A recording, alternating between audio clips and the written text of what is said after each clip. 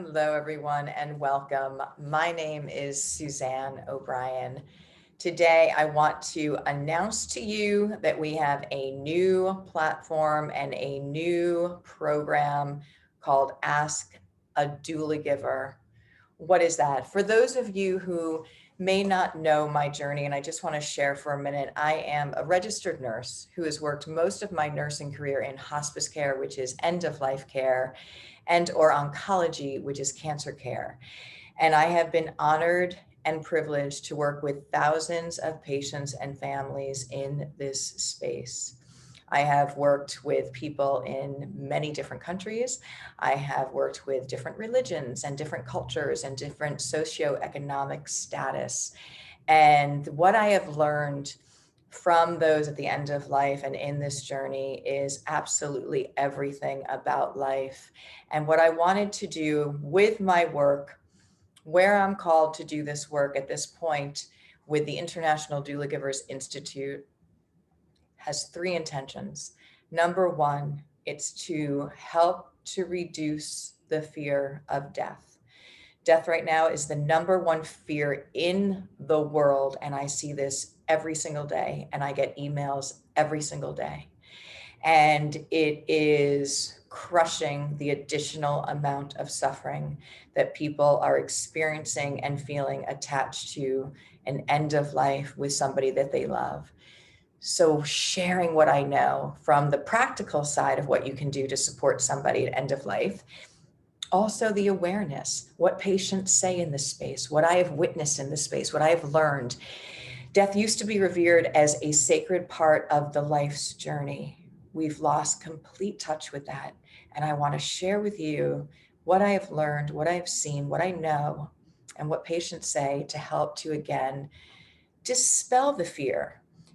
Is it necessary? What is the real fear? Is there something to be feared? Or is it the fear of not having more time and not living this life to the fullest? So there's lots of learning in there. So the first intention for the Ask a Doulagiver and every platform and everything I do is to help reduce the fear of death. The second is to empower families and caregivers with the skills on how to care for someone they love at the end of life. And the third intention is to help heal from grief.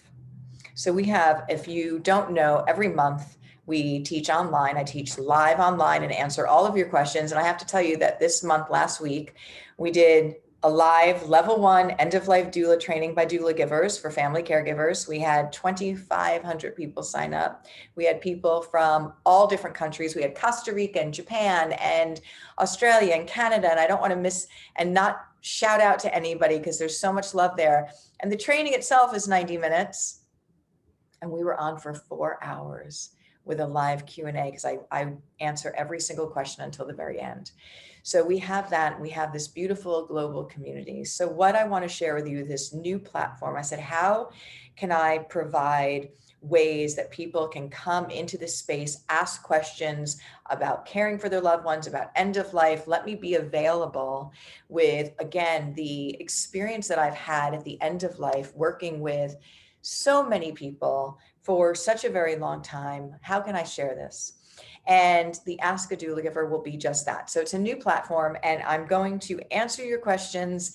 I will be on here on a weekly basis, answering Ask a Doulagiver questions and sharing with you, because if one person has that question, there's probably several people that do.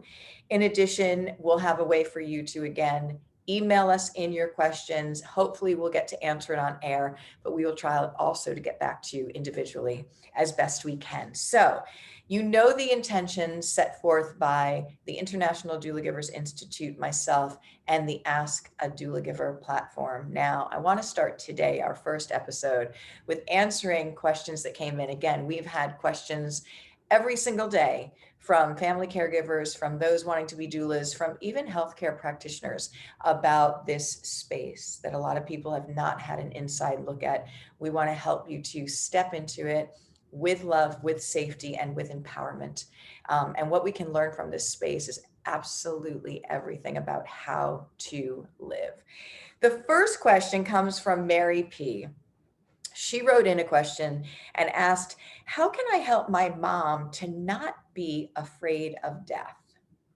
So one of the things we often talk about is the importance of making sure that we do our advanced directives and that we allow our families to know our wishes, and that we know our families' wishes for the end of life, what they would want, what they would not want, because that dramatically reduces the stress attached to end of life. And of course, we can support somebody knowing their wishes. So this woman is writing in because her mom is so fearful of death. She can't get her questions answered, but she also has trouble even engaging in this conversation. So how can I help my mom reduce her fear of death? So I have to share with you right now that I've been working on this to help reduce fear for ever since I stepped into this space. So 18 years ago. There is such a palpable fear attached to death right now. And that it literally causes 1,000 times more suffering for not only the patient, but for the loved ones as well. What is this fear? How did we get here?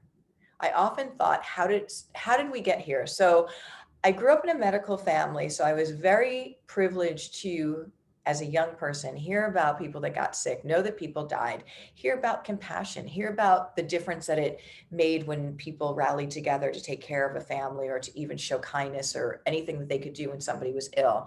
So I grew up with that awareness, but most people have not. So when I got into the hospital, the medical system, and people were aging and having their end of life, and it was going so poorly, there was so much more suffering, that the denial of death, and I thought, what happened here?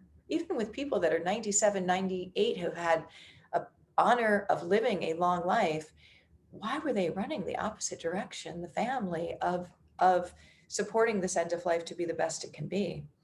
So it's only in the last 100 years that we've really got so far removed from end of life. We've been dying for thousands of years. We know how to do this.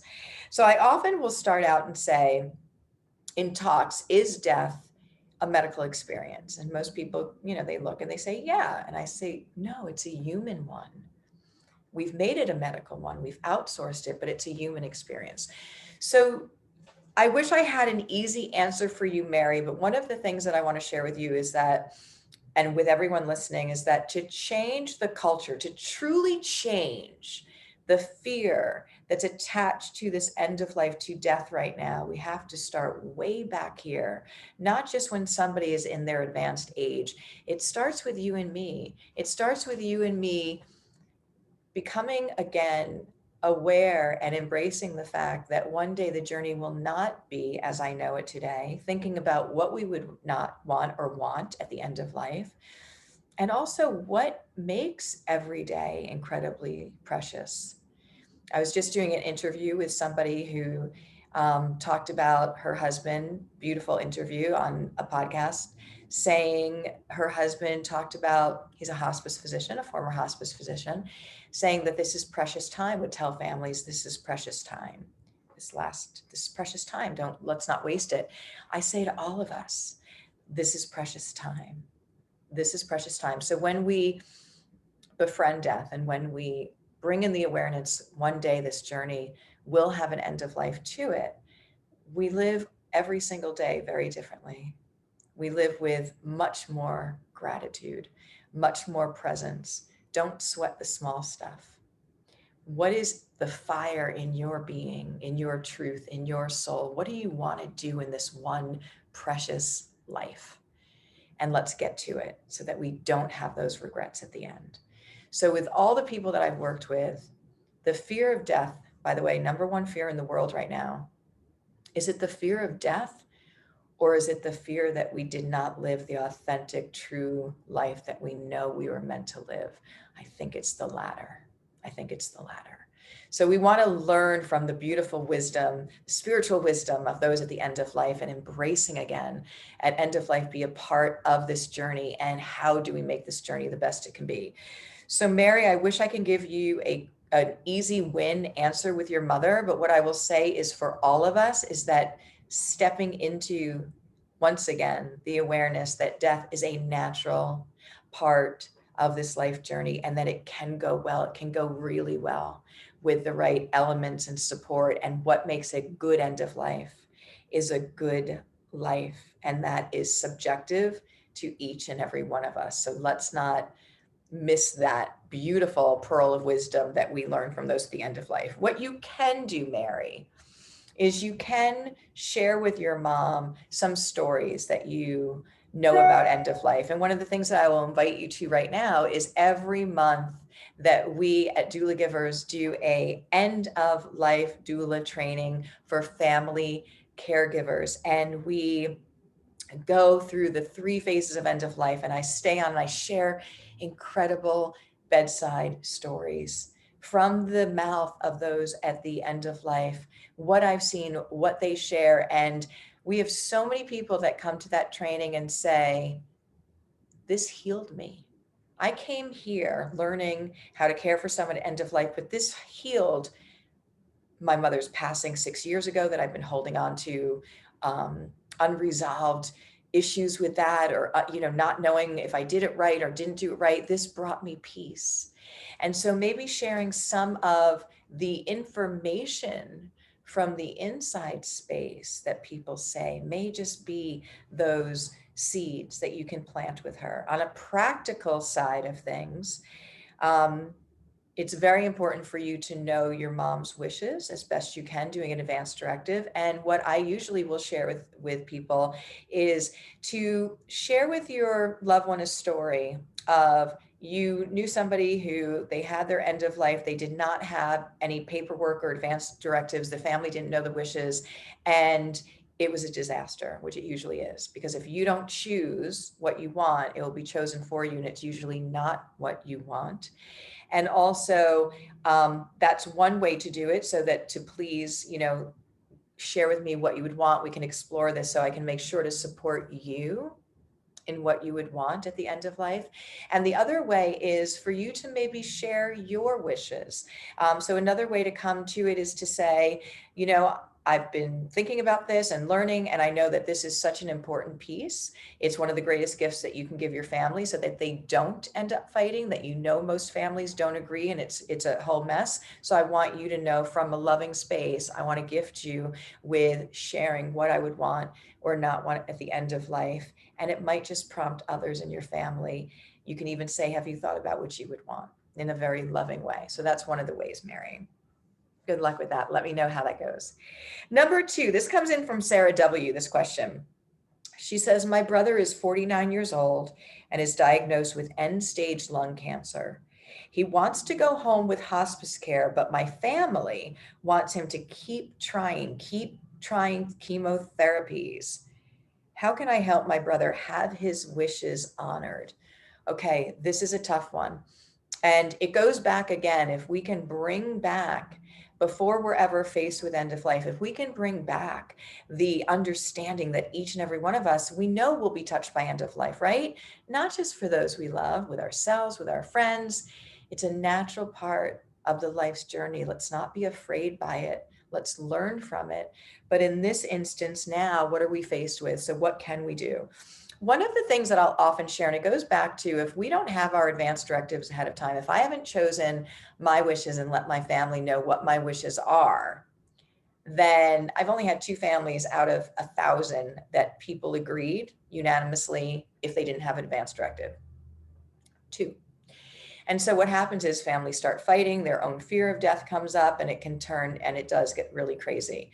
So one of the things I often share with families is, the most loving thing that you can do right now is to support what your brother would want. It could also be the hardest thing we do, because we know that if somebody goes home supported in beautiful hospice care, that's a terminal diagnosis. We're facing that they are at their end of life. But I will share with you that people are given terminal diagnosis at the end of life and run the other way from it, and are trying this and trying that, and people's, and I'm not saying it's right or wrong. It's really important to know what quality of life is for you. And when you don't want to continue trying and fighting, that you want to be kept comfortable, that you want to go home, you want to be in your surroundings, I want to share with you a story of one of my friends that I was really good friends with, and she, loving, beautiful, amazing person, and she had intestinal cancer. And she was, the bill of health, the perfect volleyball player, and just so vibrant and loving life, and young. So she was young. She was in her late 30s, and she got cancer, and she had gone through treatments and got better. And then her cancer came back a few years later. And one of the first things she wanted to share with everyone, and so many people loved her, is she said, please do not share with me about a treatment or something that I should do, or that you knew somebody who did this. She said, thank you, but please don't. I'm going to go on hospice. I'm going home. I want to hear about your stories. I want to hear about your children. I want to hear about your plans.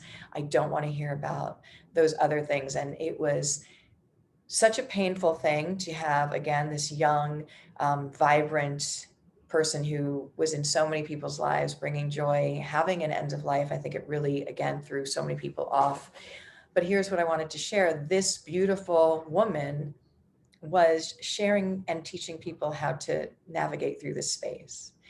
And so what I will share about this question, Sarah, is that to remember that this death is affecting everyone in the family, and probably affecting everyone in very different ways. And so we want to make sure we acknowledge that, and we have no judgment and meet people where they are. However, with that being said, the most loving thing that we can do is to honor what that person wants. It's their journey. It can also be the hardest thing. So bringing people into that space to know how to acknowledge how difficult this is, but to honor what your brother would want is the most loving thing we could do for him right now. And that usually does get that situation where it needs to be. So good luck with that. Please let us know what happens. Sending you lots of love. The third question comes from Patricia D, and she writes, I am the caretaker of my 83-year-old mother with advanced dementia. She does not talk or do anything for herself, and she is very removed from all things. Here's my question. How will I know when she is getting close to the end of life? How will I know when she is hospice appropriate, meaning that she can get on hospice? So dementia and Alzheimer's is a very challenging disease process, as we know. It is a 24/7. It is a physical, emotional, and mental challenge, and it can go on for 15 years. So one of the things we teach about in the Doulagivers training is the signs and symptoms that somebody's headed into their transition phase, that last period of life. And one of the things is that they start sleeping most of the time. They start eating less. They even see things in people who've passed before, or see things in the room. And I have to tell you that dementia and Alzheimer's patients can exhibit all of those symptoms. Doesn't mean they're at that end of life transition yet.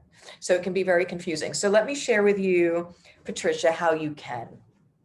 So one of the things that we do as a former hospice nurse and hospice is there is a measurement that we make at the end for Alzheimer's and dementia patients that let us know that, yes, we feel that they are going into the end of life space and that they are hospice appropriate. And it all is based on weight loss due to a lack of intake. So if there's a dramatic lack of intake of their food intake and it's a measurable weight loss, then we can definitely say that we feel that that person is appropriate for hospice services and is headed into their end of life. Because all of the other things, the sleeping, the not being able to communicate, the even seeing or talking to people in the room, those are all things that dementia and Alzheimer's patients can exhibit.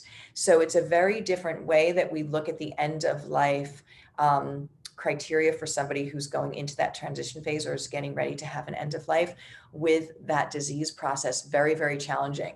So again, to answer your question, Patricia, is you will know that your mom is getting close to that end of life space and or hospice appropriate due to a dramatic lack of intake and a weight loss measurement. sending you lots of love for that journey. So as you can see, we have a lot of space for education and support that is needed for patients, family caregivers, and everyone. We will all be touched by this end of life. And there are so many people that have aging family that they're caring for that do not have support or have the answers, or again, not know this space because they haven't seen it. So welcome, welcome to Ask a Doulagiver. And I am honored and privileged to be able to be in this space to answer your questions. And I am so grateful to everyone who shows up. We are a global family. We are a global community. We are in this together, and we are going to get through all of this together. So please, if you have a question for me to answer, write into the email askadoulagiver@gmail.com, and we will do our best to answer it on the podcast, on social, or again, even in an individual email. If you have a question, it could be of great value to many other people. So please send them in. Know that we see you. We are here for you. And again, we're going to get through this together. My name is Suzanne O'Brien. Thank you so much for this episode of Ask a Doulagiver, and I will see you in the next one. Have a great day, everybody.